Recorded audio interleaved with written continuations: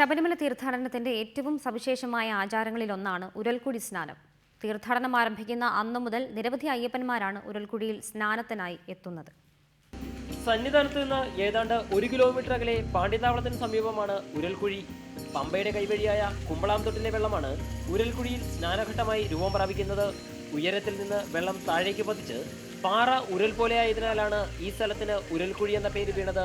പണ്ട് മഹിഷി നിഗ്രഹത്തിന് ശേഷം പാപമോക്ഷത്തിനായി അയ്യപ്പൻ സ്നാനം ചെയ്തത് ഇവിടെയാണെന്നാണ് ഐതിഹ്യം. കാടും മലയും താണ്ടി സന്നിധാനത്തെത്തുന്ന തീർത്ഥാടകർ ഉരൽക്കുഴി സ്നാനത്തിന് ശേഷമാണ് സാധാരണ മലയിറങ്ങാറുള്ളത്. ശബരിമല ദർശനത്തിന് ശേഷമുള്ള ഉരൽക്കുഴി സ്നാനത്തെക്കുറിച്ച് തൃശ്ശൂരിൽ നിന്നുള്ള ഒരു കന്നി അയ്യപ്പന്റെ അഭിപ്രായം ഇതാണ്. ആദ്യമായിട്ടാണോ ഇഷ്ടപ്പെട്ടോ? എത്ര തവണ വിളിച്ചു? എത്ര തവണ വിളിച്ചു? 2 തവണ. ഇനി വരുമോ? എന്നിട്ട് ഇഷ്ടപ്പെട്ടോ? എങ്ങനെയുണ്ടായിരുന്നു വെള്ളം എങ്ങനെ ഉണ്ടായിരുന്നു?